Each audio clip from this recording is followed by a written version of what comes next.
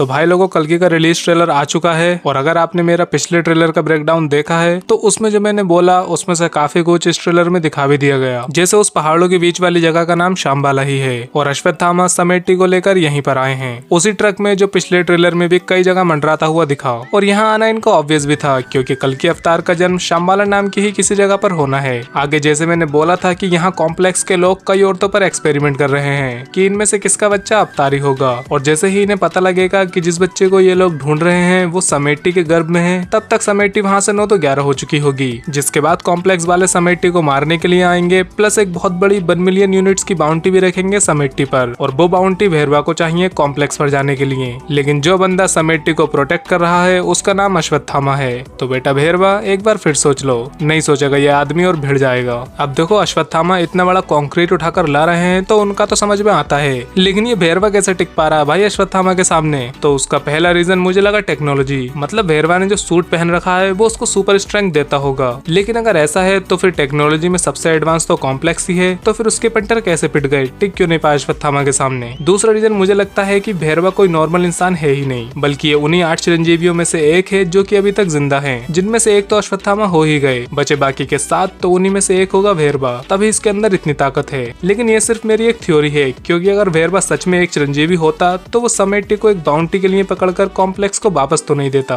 खैर यहाँ जो रेगिस्तान में अश्वत्थामा वर्सेस भैरवा की फाइट होगी तो यहाँ भैरवा की बहुत अच्छी करके कुटाई लगेगी और वो हार भी जाएगा। लेकिन फाइट यहीं पर नहीं रुकेगी, बल्कि भैरवा इनका पीछा करते करते शाम्बाला तक पहुंच जाएगा, जहाँ पहुंचकर वो कॉम्प्लेक्स वालों को शाम्बाला के बारे में बताएगा, क्योंकि इसको वो यूनिट्स हर हाल में चाहिए। और फिर यहाँ पर एक बार और अश्वत्थामा वर्सेस भैरवा आपस में भिड़ेंगे। लेकिन इस बार भैरवा पूरी तैयारी से आया है, क्योंकि उसने बुज्जी को एक रोबोट में ट्रांसफॉर्म कर दिया, जो देखकर मुझे ट्रांसफॉर्मर्स की याद आ गई। मुझे पर्सनली ये सीन बहुत बढ़िया लगा, क्योंकि यार मैंने एक्सपेक्ट नहीं किया था कि बुज्जी रोबोट भी बनेगी। I loved it. खैर आगे यहाँ कॉम्प्लेक्स वाले भी आ गए, जिसके बाद यहाँ एक वॉर शुरू हो गई, जिसमें बच्चे, बूढ़े, औरतें सबको ही कॉम्प्लेक्स वाले अंधाधुन मारने लगे। इन सब के बाद शायद भैरवा को रियलाइज होगा कि उसने कॉम्प्लेक्स को यहाँ बुलाकर कितनी बड़ी गलती कर दी और उसके लालच की वजह से कितने सारे मासूम लोग मारे गए। तब जाकर शायद भैरवा अपना माइंड चेंज करेगा और शाम्बाला के लोगों का साथ देगा। आगे हमें दिखा कली, ये कह सकते हैं यास्किन, और जो डायलॉग डिलीवरी है कमाल हसन की, भाई मजा आ गया। वैसे कमाल हसन और अमिताभ बच्चन दोनों के ही रोल्स इतने तगड़े हैं कि प्रभास से लाइमलाइट छीन ली यार इन्होंने। भैरवा तो साइड कैरेक्टर जैसा फील हो रहा है। खैर यास्किन का लुक बहुत ही मस्त है एंड इसके पूरे शरीर पर घाव से बने हुए हैं, जैसे यहाँ टकला चटका हुआ है तो यहाँ पैर छिला पड़ा है, एंड यहाँ इसके चारों तरफ कुछ ह्यूमन बॉडीज रखी हैं, जो कि मुझे लगता है कि ऐसे ही कई लोगों की एनर्जी को खींचकर ये अभी तक अपने आप को जिंदा रखे हुए है, वरना इसका शरीर तो बहुत ही ज्यादा बूढ़ा हो चुका है। और हाँ, यहाँ 3 वायर्स भी पानी से निकलकर यास्किन की बॉडी में घुस रही हैं। अब हो ना हो पर इन्हीं वायर्स की हेल्प से ये इन दूसरे लोगों की एनर्जी को खींचकर अपनी बॉडी में भर रहा है। इसके बाद जो महाभारत वाले सीन इन्होंने दिखाए, भाई मुझे लगा था कि महाभारत का बस एक छोटा मोटा सा सीन दिखाएंगे, लेकिन यहाँ तो कुछ और ही चल रहा है भाई, क्योंकि मुझे लग रहा है कि ये लोग अश्वत्थामा की पूरी बैक स्टोरी दिखाने वाले हैं। जैसे कि यहाँ पर पूरा का पूरा रथ एक ही बार में खत्म हो गया, घोड़े भी उड़ते हुए दिख रहे हैं, और फिर ये सीन जहाँ अश्वत्थामा को किसी ने इतनी जोर से मारा कि वो इतने सारे आदमियों के साथ साथ एक हाथी को भी घसीट कर ले गया,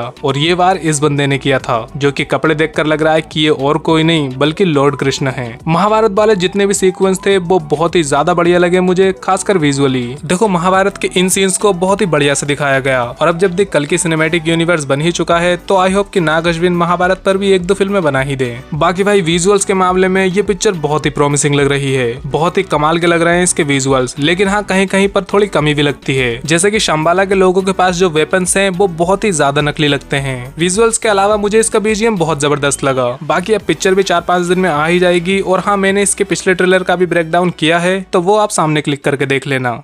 बाय।